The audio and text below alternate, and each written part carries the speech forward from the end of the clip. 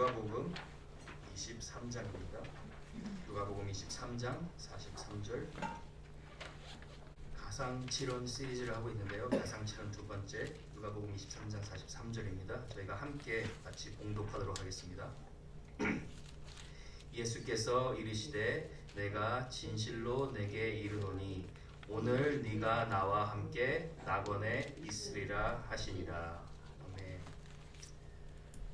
어제는 십자가에서 하신 첫 번째 말씀이죠. 다 기억하시죠? 아버지여 저들을 사하여 주옵소서. 저들이 자신들이 하는 것을 알지 못하나이다. 그 말씀을 통해서 우리가 하나님의 성도로서 용서의 십자가를 져야 되고 또 기도의 십자가를 져야 된다는 것을 우리가 함께 살펴보았는데요. 오늘은 그 십자가 상에서 매달린 채로 두 번째 말씀하실 것인데요. 주님이 달린 그 십자가 양 옆에는요, 지금 행악자라고 불리우는 두 강도가 함께 매달려 있습니다. 성경에서 행악자라고 할 때는요, 이 사람은 사회를 어지럽힌 파렴치한 반역자라고 얘기할 수가 있습니다. 어떻게 보면 또 예수님을 그렇게 유대 사회를 어지럽힌 파렴치한 사람으로 몰아가는 그런 톤으로도 볼 수가 있는데요. 이 십자가 사역에서 가장 힘든 것은요, 육적인 고통도 견디기 힘들지만요, 더 힘든 것은 십자가에 매달린 채로요, 숨을 드러내실 수 없는 상태가 돼서 공기가 서서히 통하지 않기 시작하면서 6시간을 지나게 되면요, 그 십자가에 달린 사람이 안에서 심장이 터져버려서 죽게 되는 그런 잔인한 처형 방법이었습니다. 그런데요, 함께 매달린 두 명의 강도 중 이 한 명에게 어떤 심경의 변화가 일어났는지 갑자기 주님에게 구원 요청을 하기 시작합니다. 42절에 보면 이르되 예수여 당신의 나라에 임하실 때에 나를 기억하소서라고 얘기합니다. 그랬더니 주님께서 그대로 답하십니다. 내가 진실로 내게 이르노니 오늘 네가 나와 함께 낙원에 있으리라. 여러분, 위대한 영국의 설교가인 찰스 스펄전 목사님께서요, 이 구원받은 죄수를 향해서 이렇게 이야기하셨습니다. 이 구원받은 죄수는 지상에서 주님의 마지막 동반자이자 천국에 함께 들어간 최초의 동반자이다. 여러분, 주님과 이 땅에서 마지막을 함께한 사람이요, 주님이 사랑하는 제자들이 아니라 사람들이 행악자라고 불리는 이 강도였다는 것을 우리가 볼 수 있습니다. 여러분, 이런 의미에서요, 인간이 구원을 받는다는 것이요, 철저히 하나님의 손에 달려있고 하나님의 일방적인 주권에 달려있습니다. 단 1%도요 인간의 공로로 구원을 받았다는 것이 아니라 100% 순도 은혜의 선물이라고 볼 수가 있습니다. 여러분, 하나님께서요 누구를 구원하실 때는요, 그 사람이 어떤 인간적인 기준에서 어떠한 사람보다 더 낫다거나 도덕적으로 더 우월하다거나 아니면 더 사랑스럽거나 해서 구원하시는 것이 아니라 그저 하나님께서 그렇게 하시기로 결정하셔서 가능한 일입니다. 그래서 다윗도 그렇게 고백했죠. 나의 구원과 영광이 하나님께 있으며, 그리고 계시록에서도 보면 구원하심이 보좌에 앉으심이 우리 하나님과 어린 양께 있도다라고 고백하죠. 여러분, 우리가 하루하루 또 지금 일평생 살면서 종종 그런 생각이 들지 않나요? 어떻게 이렇게 많은 전 세계 사람들의 속에서 나를 택하셔서 나를 사랑하셔서 구원하실 수 있었을까? 또 내가 어떤 계기로 또 어떻게 주님을 만나는 것 자체가 모두 하나님께서 우리가 태어나기도 전에 계획하신 일이라는 것입니다. 그래서 에베소서 1장 3절에도 보면 우리 피조물이 구원받았을 때 주님께 드리는 당연한 반응이 찬송하리로다. 주 예수 그리스도의 아버지께서 하늘에 속한 모든 신령한 복으로 복 주시되, 그 복이 무엇입니까? 창세전에 그리스도 안에서 우리를 택했다라고 말씀합니다. 그래서요, 우리는요 주님을 만났을 때요, 이제 이 찬송가의 가사가 이해가 되는 거예요. 이전엔 세상 나 기뻤어도 지금 내 기쁨은 오직 예수. 그래서 여러분, 우리는 아무리 이 땅에서 힘든 일이 있더라도 찬송할 수 있고, 또 우리가 이렇게 강도가 이 마지막 6시간에 인생의 벼랑 끝에서 받았는 것을 봤을 때 우리는 공감할 수 있어요. 한평생 주님을 떠나 자기 마음대로 살다가도 인생이 저렇게 마지막 때라도 주님 품에 안길 수 있다면 그것이 인생에서 받을 수 있는 가장 큰 행복이구나 라는 것을 알 수가 있습니다. 그런 면에서 오늘 제 이언의 말씀은요, 구원의 감격을 회복하는 데 많은 도움을 줍니다. 구원의 감격을 회복하기 위해서 우리가 가장 먼저 알아야 될 것 첫 번째는요, 이 강도의 사건이, 이 강도가 구원받는 사건이요, 모든 죄인을 대표하는 사건이라는 것입니다. 이 강도를 보면서요, 이게 한 강도가 마지막에 구원받았구나라는 그런 이야기가 아니라 저 강도가 구원받은 일이 우리의 구원받은 모습이구나라는 것을 알아야 합니다. 여러분, 2명의 강도 중에 1명의 강도만 구원을 받죠.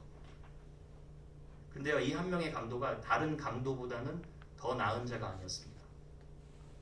여러분, 오른편에 있는 강도가 구원받았습니까? 왼편에 있는 강도가 구원받았습니까? 모르죠. 근데 우리는 1명의 강도가 구원받았다는 걸 아는데, 마태복음 27장에 보면요, 유대인들이 예수 그리스도를 향하여서 네가 유대인의 왕이냐? 네가 그리스도냐? 그러면 너를 구원하라 하면서 욕할 때요, 마태의 증언에 의하면 그 옆에 함께 있던 모든 강도들이 예수 그리스도를 향하여 함께 욕하였더라라고 말합니다. 그러면 불과 6시간 만에 일어난 일이지만요, 주님을 계속해서 거부하고 욕하고 있던 이 자가 갑자기 주님의 구원을 요청하는, 주님께 구원해 주세요라고 구원을 간구하는 이 모습은요, 마치 모든 죄인이요, 주님을 거부했지만 주님의 은혜를 통해서 갑자기 주님을 찾게 되는 그런 모든 죄인의 구원 모습이라고 볼 수가 있습니다. 근데 여러분, 안타깝게도 교회에는요, 자신이 죄인이었던 것을, 혹은 죄인이라는 것을 인정하지 않는 사람이 꽤나 많죠. 죄인이라는 것을 십자가 앞에서 실감나게 인정하지 못하기에 십자가의 복음이 그렇게 아름다워 보이지 않습니다. 그리고 실제로도 십자가의 복음조차도 제대로 모르는 크리스찬들이 많이 있습니다. 저는 장로교에서 생활을 했기 때문에요, 제가 학생들한테 구원에 관련된 질문을 보통 세례문답을 통해서 합니다. 굉장히 간단한 질문들인데요, 당신은 예수 그리스도를 구주로 믿습니까? 그러면 예. 당신은 죄인임을 인정하십니까? 그러면 예. 학생들 중에요, 1명도 아니요 라고 고백하는 사람이 없습니다. 그리고 나서 저는 그렇게 물어봐요. 이제 너가 왜 그렇게 예수님을 구주로 믿는다고 생각하니? 물어보면 대답이 천차만별이에요. 아, 모태신앙이라서요. 아, 그냥 교회에 계속 나가니까요. 아, 그냥 예배를 드리니까요. 봉사를 하고 있으니까요. 그래서 저는요, 아예 세례문답할 때 질문을 더 합니다. 네가 언제 죄인이라고 깨닫고 예수 그리스도의 십자가가 너의 십자가가 된 적이 있니? 그렇게 물어봅니다. 저는요, 이단들이 얘기하는 몇 날 며칠에 구원받았냐라는 그 질문을 하는 것이 아니라 적어도 너가 언제 죄인임을 깨닫고 십자가의 복음이 너의 것이 됐냐라고 물어봐요. 그러면요, 100이면 100 거듭난 학생들은요, 정확하게 얘기합니다. 날짜는 기억 못해도 내가 하나님 앞에서 죄인인 것을 깨닫고 주님만이 나의 구원의 소망이 된다는 것을 얘기합니다. 여러분, 성경은요, 정확히 얘기해요. 기록된 바 의인은 없나니 하나도 없으며, 의인이 없다는 것은요, 이렇게 설명을 해요, 바울이. 깨닫는 자도 없고 하나님을 찾는 자도 없다. 그런 의미에서 여러분, 오늘 본문을 보면 두 강도 중에 1명의 강도만이 구원을 받는 이유가 있습니다. 두 강도를 설명하자면요, 한 강도는 죄인임을 인정하고 회개하는 강도, 두 번째 강도는요, 회개하지 않는 강도예요. 여러분, 이 땅에도 똑같죠? 구원을 받아 하나님을 찾는 죄인, 근데 구원받지 않아서 하나님을 찾지 않는 죄인. 안타깝게도요, 회개하지 않는 강도는요, 죽을 때까지 그 십자가에 매달려서도 끝까지 주님을 비방하고 비판합니다. 39절에 보면 네가 그리스도면 너와 우리를 구원해내라. 여기서 구원해달라 그러는 거는요, 구원을 해달라고 그러는 것이 아니라 나는 내가 죄인임을 인정하지 않는다라는 것이죠. 자신의 형벌이 마땅치 아니하다는 것이죠. 반면에 맞은편 강도는 뭐라고 합니까? 40절에 보면 그 사람을 꾸짖어 이르되 네가 동일한 정죄를 받고서도 하나님을 두려워하지 아니하느냐라고 얘기하죠. 여러분 여기서요 진정한 회개와 믿음의 특징이 나타납니다. 십자가의 복음을 만난 진정으로 거듭난 자는요 하나님이 누구신 줄을 알고 하나님을 두려워합니다. 건강한 두려움입니다. 하나님을 두려워한다는 것은요 하나님께서 나의 삶의 중심이 되시는 분이시구나 라는 것을 가장 먼저 알게 돼요. 그런데 회개하지 않는 자들의 뚜렷한 특징이 무엇입니까? 그 속에 하나님을 경외하는 것이 없죠. 그래서 로마서 1장 21절에도 사도 바울이 하나님을 알되 하나님의 존재를 알되 하나님을 영화롭게도 하지 아니하고 감사치도 아니하다 이라고 얘기해요. 회개 첫 번째 특징은 하나님을 경외합니다. 두 번째는요 자신의 죄를 고백하고 또 하나님의 공의로우심을 인정합니다. 41절에 보면요 이렇게 얘기하죠. 우리는 우리가 행한 일에 그렇죠. 우리가 죄 지은 일에 상당한 보응을 받는 것이다 라고 얘기하죠. 우리는 우리가 죄 지어서 벌을 받는 것이 마땅하다라고 얘기하죠. 그리고 세 번째는 예수님이 죄가 없으신 분이라는 것. 예수님이 하신 모든 말씀과 그분이 행하신 모든 일이 진리임을 알게 됩니다. 쉽게 말하면요. 하나님을 경외하게 되고 내가 죄인임을 깨닫게 되고 예수님이 누구인지를 알게 됩니다. 그러니까 41절 하반부에 이렇게 얘기하죠. 이에 당연하거니와 이 예수님, 이 사람이 행한 것은 옳지 않은 것이 없도다 라고 얘기하죠. 여러분 하나님을 두려워하고요. 죄인임을 정확하게 알고요. 예수 그리스도가 나의 구주시고 주인이심을 정확히 아는 자가 할 수 있는 고백이 무엇입니까? 유일하게 이분이 예수님께서 나를 용서하시고 살리실 수 있는 분이구나 라는 말을 이 강도는 어떻게 표현하죠? 예수여 당신의 나라에 임하실 때에 나를 기억하소서라고 얘기하죠. 천국과 지옥을 알게 되는 거죠. 쉽게 말하면요. Have mercy on me. 주님 앞에서요. 나를 불쌍히 여겨주세요. 이 말이 터진 자들이. 여러분 행악자가요. 회심하고 세례도 안 받았죠. 회심한 후에 열매도 우리가 알 수가 없어요. 회심한 후에 교회를 섬기는 헌신도 갖지 못했어요. 그 기회를. 그런데 우리는 이 회심한 강도가 진정으로 하나님 앞에서 회개했다는 것을 알 수가 있습니다. 여러분 오늘날에요. 조국 교회가 우리 한국 교회가 왜 십자가의 복음이 약해진다고 생각하세요? 여러분 이 땅의 젊은 세대를 보세요. 사실은요 교회는 늘어나고 있어요. 숫자적으로는요. 근데 왜 영적으로 쇠퇴하고 있죠? 교회의 건강은 왜 악화되죠? 내 죄악을 아파하면서 주님 앞에 눈물로 기도하는 그 기도가 없어지고 있어요. 참의 눈물이 없는요 기쁨을 원해요. 십자가를 지지 않는 기쁨의 영광의 십자가를 원해요. 회개가 없는 물탄 복음이요 인간을 오히려 교만하게 만들고 있죠. 여러분 진짜 교회와 가짜 교회를 나눌 수 있는 건 너무 간단해요. 여러분 내가요 진짜 좁은 문 좁은 길을 가려고 올바르게 가고 있나 그렇지 않은가를 확인하는 건요 너무나 간단해요. 뭐냐면요 내가 십자가 앞에서 회개하는 교회인가, 내가 십자가 앞에서 날마다 주님 앞에 나오는 성도인가, 아니면 회개가 빠진 반쪽짜리 복음을 가지고 종교 생활을 즐거워하는 교회인가.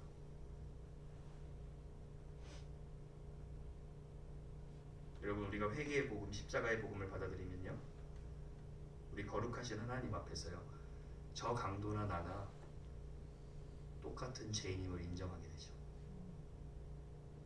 그런데 복음에 감격하지 못하는 이유가 무엇입니까?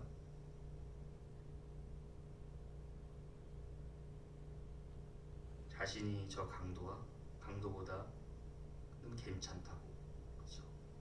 내가 저 강도에 비해서는 그 정도 죄인은 아니다. 내가 정해놓은 기준에서 나를 보기 때문에 그런 것이죠. 사실 여러분 제가 딱 대표적인 케이스예요.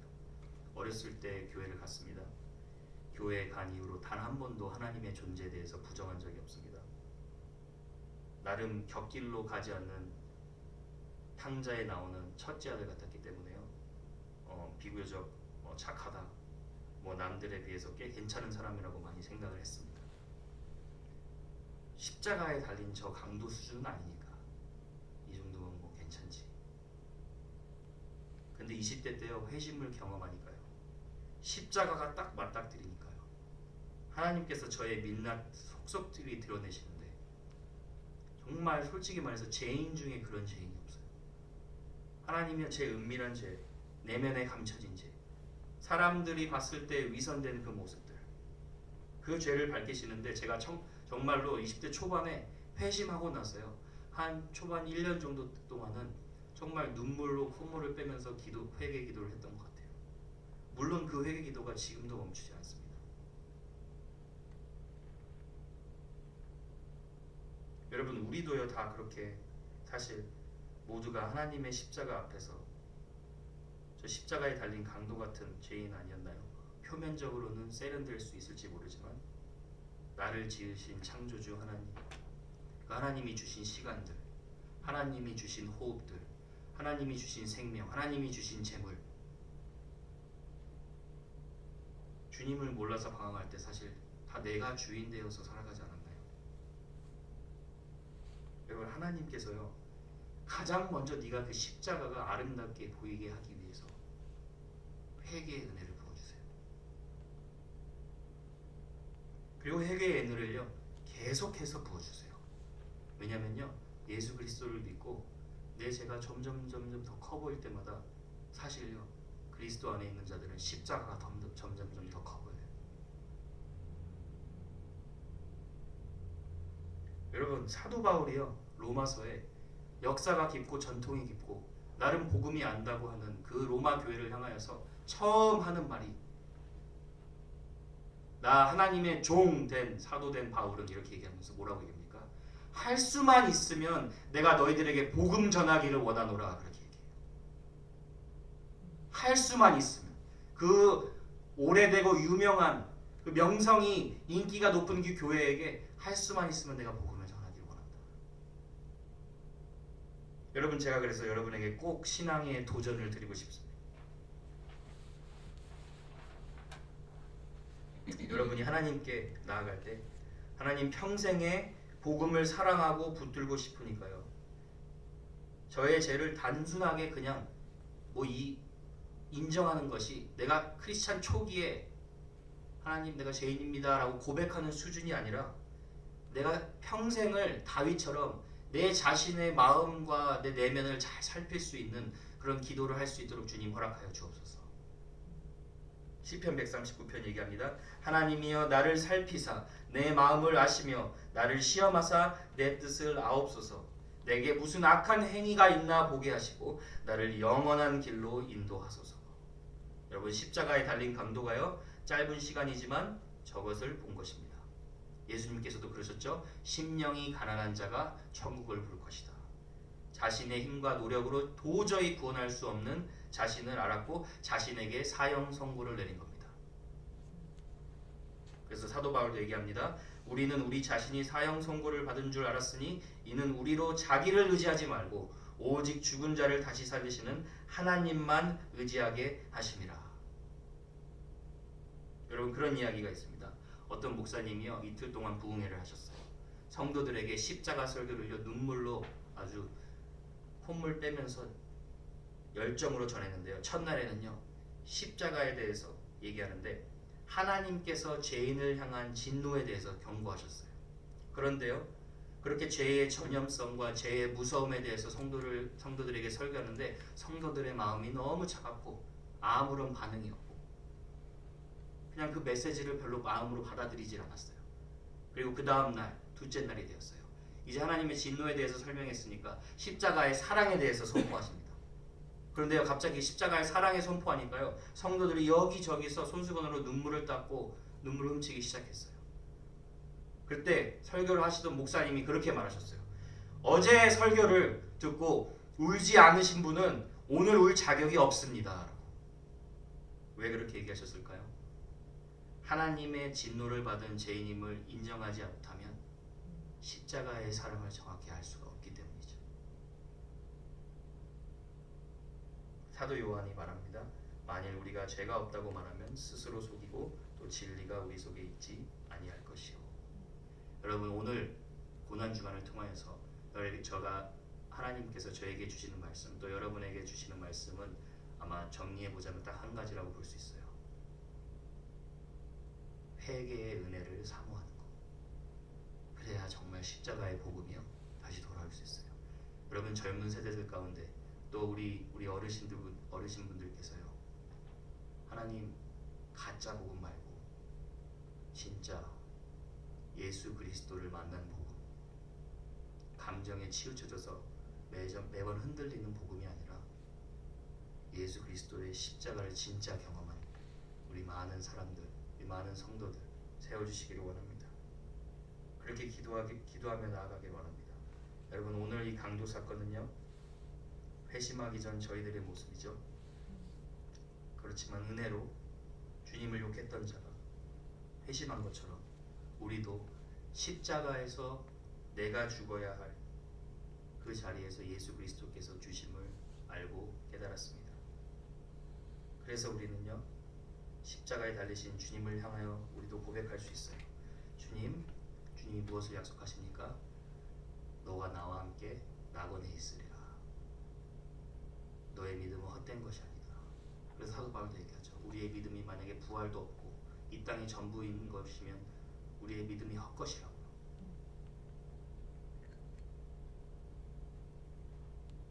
여러분에게 죄와 죽음이 없는 하나님의 낙원을 약속하셨어요. 그래서 제가 여러분에게 함께 위로의 말씀과 도전해 줄 말씀은 저희가 주님 앞에 항상 겸손하게 나와 우리의 죄를 인정하고 나아갈 때 하나님 복음을 사랑하게 하시고 또 그 복음 때문에 죄 많은 슬픔 많은 이 광야 같은 세상에서 영원한 천국 소망이 우리에게 기다리고 있다는 것을 알고 그 믿음 가지고요 세상이 감당치 못하는 성도들 되기를 주님의 이름으로 축복합니다.